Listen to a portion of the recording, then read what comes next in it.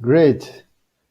Thank you, Dave. Thank you, Dragan, to be online with us, and thanks to all the attendees. We are here because we were talking about virtual reality and thank you, Dragan, to be online with us, and thanks to all the attendees. We are here because we were talking about virtual reality and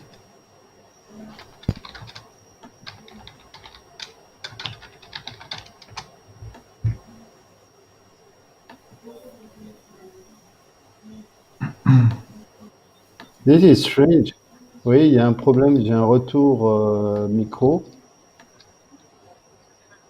Je suis en train de l'arrêter. Oui, j'arrête là. J'avais un double retour. C'est bon. On va partir comme ça. No, now it's fine. So, I will start by Dragan. Dragan, can you present yourself and say what you're doing in virtual reality? And after that, we'll go on what we can VR can bring to people, especially in Africa. To Dragan. All right. So, Mohammed, what time approximately I would have? Like about five, Oh, 10 minutes, or we have now about half an hour to talk a little bit. It's a panel, all fireside right. chat. Okay, okay. So I can start introduction as you said, and then I will get back to you at the moment where I think it's fine, and then we can open this more for discussion and talk about AR XR in Africa and what is possible. Okay. Um, First, I was very impressed by Dave's presentation. It was very cool because it was going into exact examples and it was very deep. So what I would present is more on on a wider popular level and is kind of directing into a certain direction that I believe could be good for this new and very promising involvement of Africa that I believe can change big time the whole world scene. So let me start with a short intro. I would start sharing screen, and do you see now my screen? It's practically right now it's just three of us. And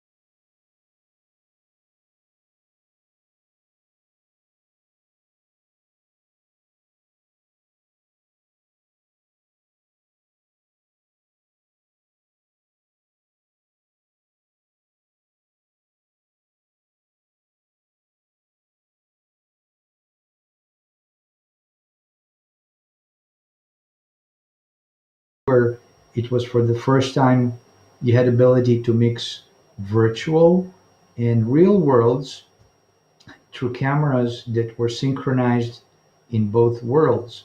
So using computer, you can practically put a virtual background behind the person. Um, this this became later on standard, and today, decades later, it becomes a primary way to generate production and to create three-dimensional content which involves people. So um, then since 90s, I did a few more concepts, patents, working in stereoscopic environments, doing animations, games, and plenty of projects. It was like probably hundreds of commercial projects, and had a few consecutive patents, out of which most important are involvement in designing different systems for collaborative work and virtual production for cinema, for presentations that are involving training and work over remote.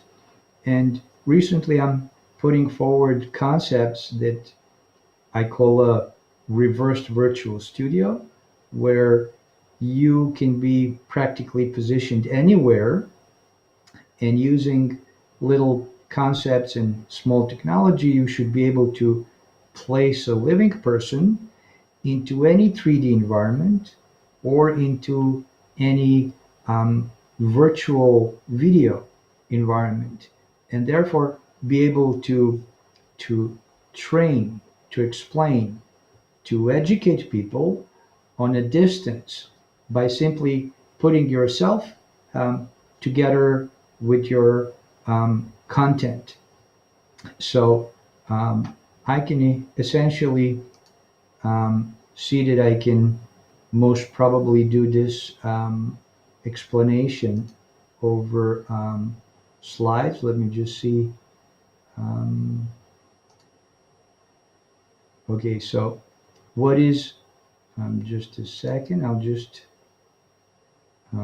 open up um, short presentation so you'll have some of the visuals.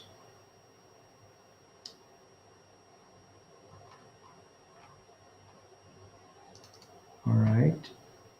Um,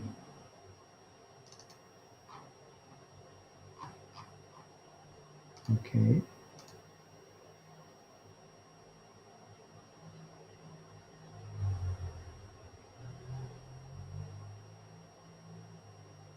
All right, right. Okay. So um, this is the eventually. Do you how clearly or how good you see my presentation? Is it maybe too small?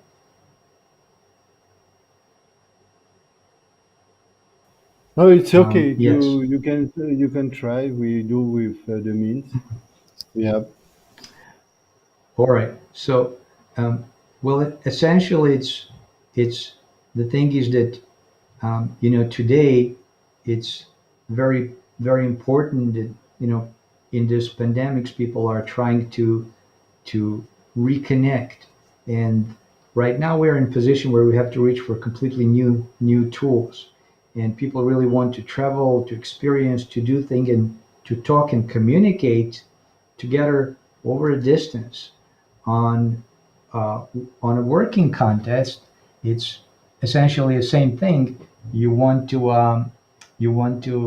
um, work together. You want to present similar things, and essentially you would want to be in the same environment if you can, with people who are on the other side. So not just to see their face, but to see something in a context. And eventually, you should be able to see 3D content that can, again, be either CG or a video.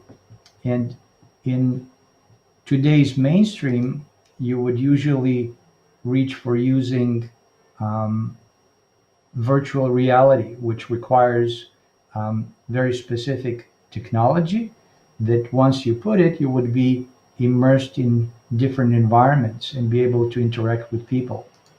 So at the moment, these technologies are even for, I mean, for most probably great majority of people are not affordable, or at this moment people are skeptical. So there is very important bridge that is adoption of new technology, while people still don't feel that or don't know that it can resolve their problems. Kind of like you don't know if it can help you because you haven't seen it and you can't see it before you buy the technology. So there's this trade off and kind of loop that needs to be, we need to push ourselves out of it. So, in order to really do that, we should first um, consider using extended reality in a ways that doesn't requires new hardware. Meaning, um, we're working now on concepts where you can deliver similar experiences and use technology that kind of gives you extended reality over any infrastructure. So you still can use VR, you can use AR glasses, but you should also be able to use an ordinary TV set or a tablet to essentially get extended reality benefits. You would not see things stereoscopic, and you would not necessarily be completely immersed, but essentially you can be there. So the idea of this concept is to simply use real people. So you would teleport yourself into another extended reality, and you would not, I mean, in this concept, you don't need to build or use avatars. You use your own face, body, and gestures to explain things over a distance. So I have a short video that presents this concept where a person is placed inside a 3D, um, and essentially you can then explain things for education, for training, for remote service maintenance and repair, kind of as if you are really there on the location. So I would call up the video. Not sure if you know how much of it. Video maybe I would not be able to play, but is there a possibility to um, forward the link into a chat or something? Because I don't believe I can play You, the video you, behind you, myself.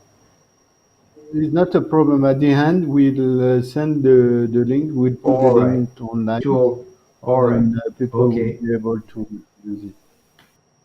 I got it. All right. So in in um, in broad terms, I can give you an impression through still images. So as you see on the left top example, so um, person can be in a different location. So I really don't need to be in a big studio, chroma key green. I can be placed in a simple room and then be kind of teleported to another location. There's another concept here right behind me, which is um, additional things. So you you are able essentially through a marking technology to place digital object in your space. So while you are holding an object, a plate with the marker, you are able to maneuver, navigate, and direct a digital content right in front of you. So people who are seeing the presentation are able to see these digital visuals right next to you. So this is a second procedure. So either you as a person go into 3D or you bring 3D to yourself. It's all through extended reality technologies. So here it was, for example, on bottom right, it was demonstrated that while you are holding a simple cardboard with a picture, to other side, to viewers, you are presenting nanotechnology printing process, which is, so you are kind of using it as an educational and presentational tool to explain something which is actually invisible. So this is the essence of this concept. So that's very short about what that means, and its usage is really for many applications. And I do believe that this can be a link um, for many people that at the moment do not want or can't afford a VR headset, which can be priced from 300 to $9,000. So to bridge this gap from just simple Zoom to having a few $100 headset, first we have to bring people into solutions that allow them to solve their communication problems without having to invest too much money in the beginning. And I do believe that this can be a very good solution for Africa so that people with the simple concepts and really minimal tools and even without technological gadgets should be able to participate in complex 3D content or 3D video presentations on a long distance. So if you have 3G, 4G, and webcam and specific software, you should be able to join extended reality evolution going on right now. So this is my closure of what I believe Yeah. could be a good solution. And let's go back to discussion panel and everything else that you wanted. So I would stop my okay, you did it. I'll stopping my screen share, and Mhm. it's now turn for you to direct the conversation. Thank you This for is. listening. Thank you very much, Dragan. This is very interesting because you ju- you just not only talking about the tech, but also the price, the accessibility, and the simplicity of the thing. So I'm very happy because the most of the time in VR or AR presentation or conferences, we're always talking about the headset, the device, etc.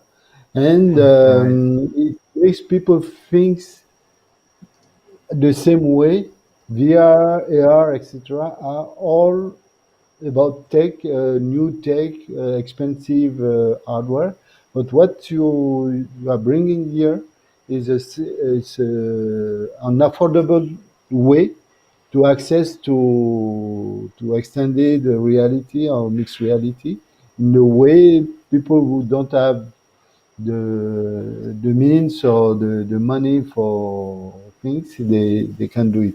Really, really interesting. I don't know if Dave is still online. Dave, hello. Yeah, Dave. Did Hey, Dave. did you see what Dragon show here, Dave? Yes, I did. The mic. Okay, what do There's you no, think about that? Mhm. It's powerful, right? I think it's very powerful. I like Dragon's awareness of cost constraints. Expensive VR systems in the African environment is a big no, especially now that many of our economies tried over the last 9 months with the COVID lockdowns. So Mhm. it needs effective solutions. There are small people who can afford the higher end headset technology. In general, it's just not a possibility. So low cost solutions are really the way to go. Um, Right. and I was quite pleased that Dragan he raised it as an issue. Okay. And see, Dave, on your from on your side, we have all the mean we want. For example, in Africa, you get an unlimited budget for what you want to do in VR. What will you where will you start, or where will you go from now? If it's Um, not, well, thank you very much for the kind offer. We'll take it with gratitude. Um, the low hanging fruit is definitely education. We have a huge skills problem, and I think VR, AR, MR, XR, all the various R's, it just won't make a difference. It will transform skills development and knowledge development in Africa. And one of the largest problems we have is trying to teach people in European languages. Um, it is a huge problem. And VR being visual overcomes those barriers straight away. It also overcomes language problems. Um, just a minute. The second area I would consider is around the virtual conferencing, which obviates a lot of the need to travel to meetings. And coming out of the COVID crisis, where people across the world have now moved into the virtual meeting space with happiness, taking that to a new level, moving away from the Zoom and sharing screens to sharing avatars and making it more personal. I think that's also got huge potential. Possibly the third area is using the technology to show Africa and take Africa and African stories into the rest of the world, and particularly taking African stories into Europe and North America and Asia. We've seen African stories have been taken over time. There's the classic example we all talk about is Lion King, the film. That was a very, very old traditional African story. It was taken by Disney and commercialized, but Africa got nothing back from that story. It was monetized by Disney, made a lot of money out of it.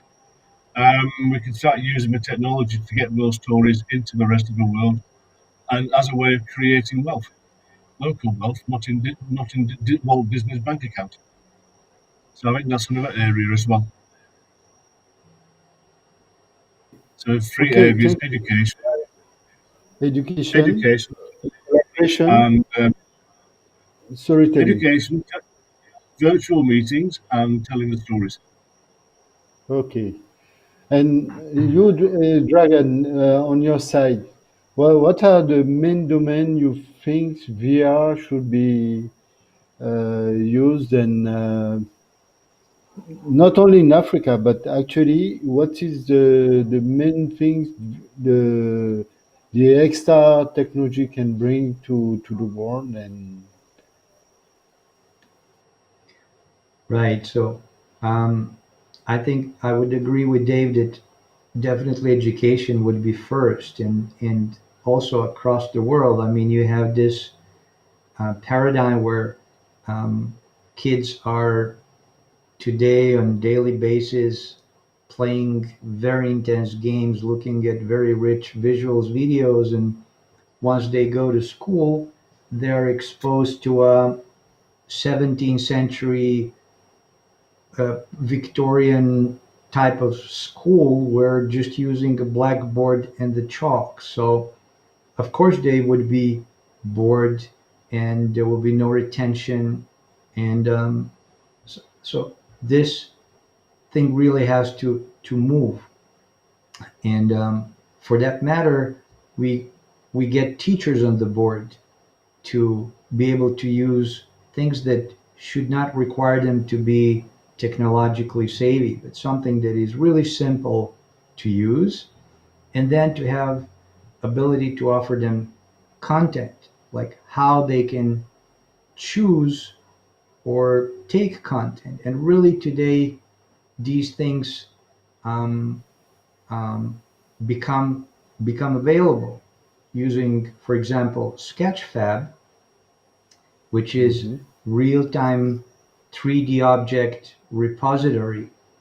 Any teacher in the world um, can bring to kids incredible archaeological locations or any kind of object he wants to explain. It should be, I mean, we should be talking about building a 3D repository of processes and things that the teacher can explain from anywhere. They should be widely available. I mean, knowledge should not be monopolized in any way, and everybody should have access to how molecules are assembled, to see process of hydrogen um, chemical reaction on the sun. All these things should be created and put out open for everybody to see. So on one side, Hmm. you should be able to use that to absorb this knowledge visually, like what Dave said, and for Africa and for many countries where not everybody knows English, you would put your helmet or just look at the screen and be able to absorb through animated 3D visuals what's going on. And visuals bring explanations without language barriers. You just understand it, and it's possible. And it's possible. Hmm. I'm for decades creating movies that need almost no explanation. Like if you need to start explaining, then you're not really doing good with visuals. Kind of same as with the movies. You never really Yeah. explain everything with. Go ahead. It's not about the education of the educators. The teacher actually, I don't think that in the way they are trained or they have been they are themselves being trained. There is nothing about the digital in the nothing. I exaggerate, but it's not the teacher are not aware about the existing tech, so they Right. couldn't bring Sketchfab or whatever inside the classroom because as Right. you were mentioning the Victorian school, and this is the I think the worst part of the education actually in the world because we still stuck in this Victorian style of school, and nothing will come up from there if we don't start to educate the professors, the teachers, to use in a smart way this technology. I think there is that Dave had something to say. Dave, you raise your hand. Yeah, well, I wasn't so much raising my hand. I was putting my thumb up to indicate Okay, agree. so Give but me a second. Right. yeah, I was actually, I was going to raise the Dave, same issue. Yeah. okay. I have a question for you about the specific field of the content in Africa. Hmm. Uh, if, for example, where should we start if we want to do something in common from Kenya to Dakar to Senegal to from Ivory Coast? Is it a way? Is it something you heard about? What could be the starting point of a global repository of African asset in extended reality? Um, It makes sense to do it to share the mass, to share the landscape, to share something. It makes sense for you. There is something like that you know about. There's a project we're working on. Nothing like that exists. There are commercial platforms with shared content. One platform I know of costs $49,000 for 1,000 students access per year, um, which is basically unaffordable.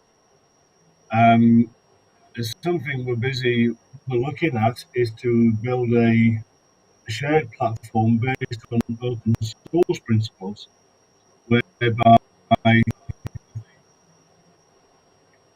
we build a network, a community across Africa of people who can create content. It needs to be very sure it's sound from a pedagogy,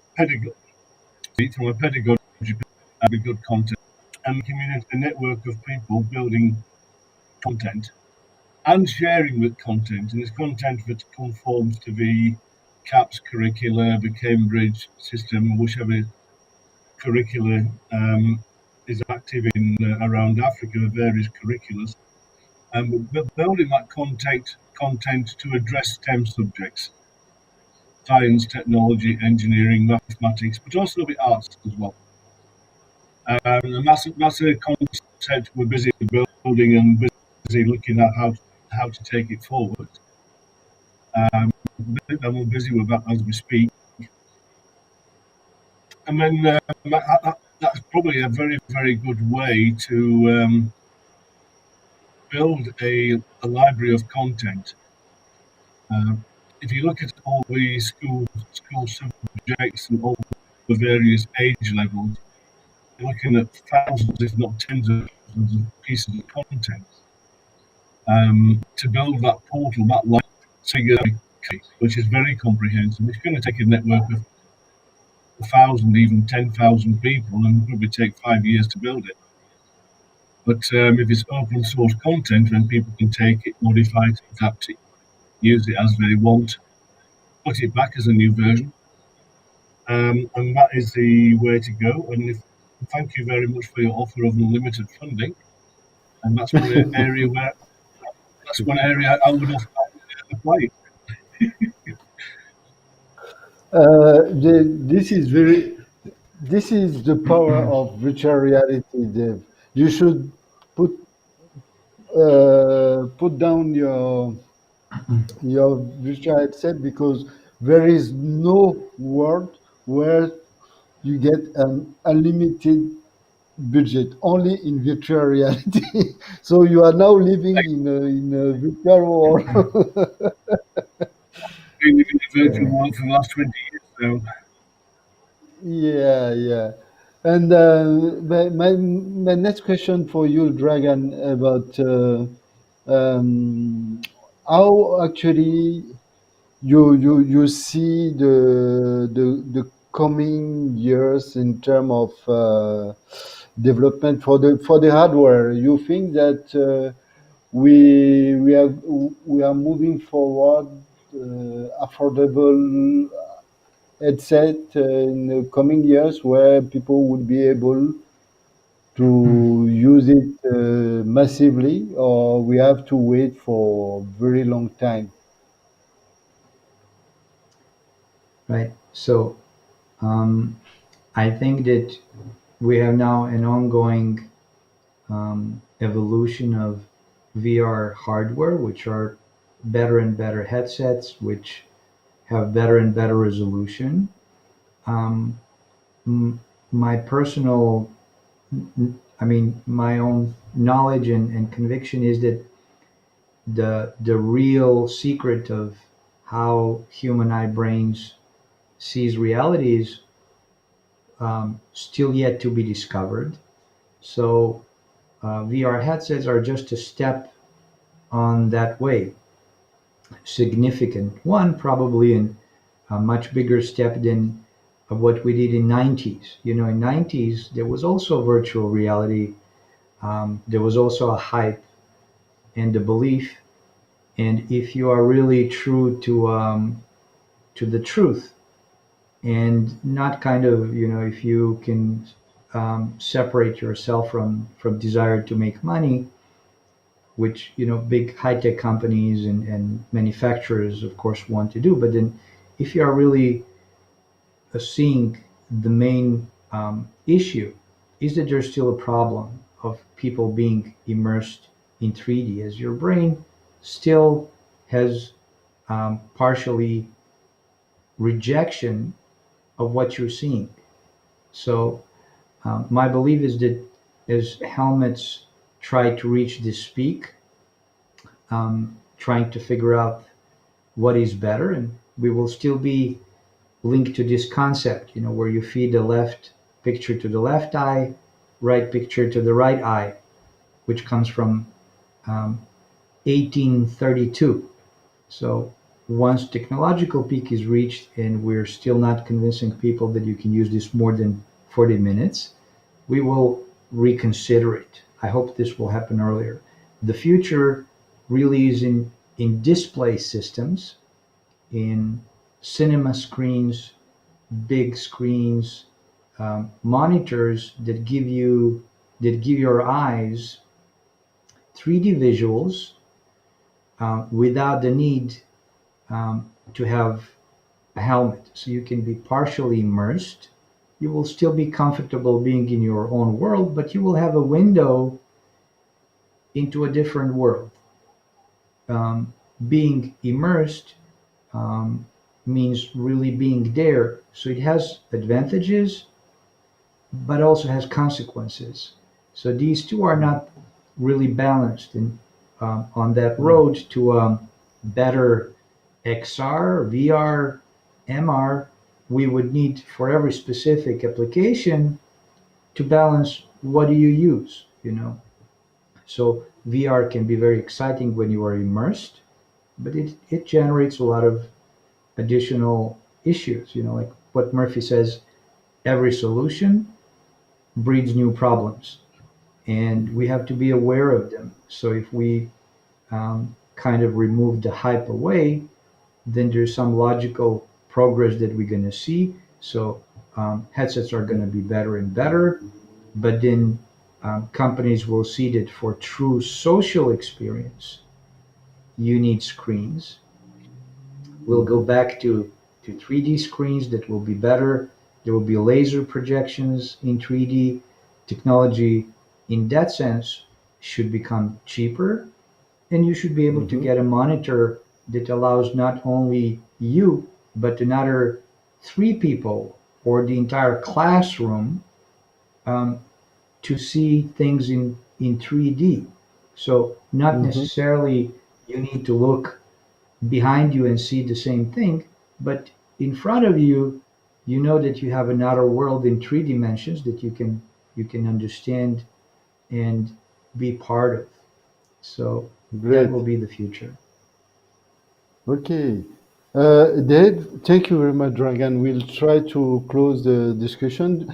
Dave, if someone wants to start something, virtual reality, augmented reality, can you tell us what kind of tools, affordable tools, I mean, they can use, and also if they want to be in touch with you on your research, actually, is there a way to do it? Are you looking for partnership in Africa or elsewhere? First the tools, second the partnership, etc. Okay, first on the tools, and I think this is a global thing. A lot of people are moving across to. I'm the name of the tools now. Mine's gone blank. Um, there are two tools. Oh, good heavens! I cannot think of the names. I think I'm getting old. But the two well known, the two most Unreal, Unity and Unity, Unreal, or Unity and Unreal. Yeah. The way the Mhm. licensing for Unity's got a simplified, low cost version. If you want to use the more advanced ideas, then it involves a large amount of money, and Unreal's Mm-hmm. model is in a different way, where use the engine, create content, and anything over a certain amount of money, um, Mm-hmm. agree to contribute that a percentage of that money to Unreal, which is also a good model. But also, Mm-hmm. we've come across two or three open source tools. And when I say we, guys on my team, but open Mm-hmm. source tools are starting to come through quite nicely, and that's Mm-hmm. been a 20-year desire. And they're starting to become usable in the last year or two. So the open source is possibly for somebody who wants to start out is a good way to go. And there's two or three choices of which ones to use. And of course, if somebody's clever, um, clever in terms of coding, they can actually contribute to the development of that engine because it's open Mm-hmm. source. So that's Okay. possibly a good way to. Again, that's a global issue. In terms of Mm-hmm. partnership relationships, um, Mm-hmm. I believe that there is no ways any one single organisation, ourselves included, can change the world. The only way to do it is to Okay. work together. So yes, Cool. anybody starts a discussion, we obviously that's part of the game. This is about changing the world, and you can't do it as an individual. Some Okay. people have him, but We we have to in close. general, Uh-huh. collaboration. So Mm-hmm. yes, We have to give back the platform. I'm really grateful to both Dave and Dragan. Thank you very much for for your kindness, for being with us, and greatly appreciate. And yeah, let's keep in touch and see maybe in the real life we will have the chance to meet or with Bob, for example. And yeah, so thank you very much. Have a great day. And yeah, we're giving back the channel for the other speakers. Thank you very much. Have a nice day. A good weekend. Bye yeah. bye. Dra- Have a great Dragon, nice weekend. to meet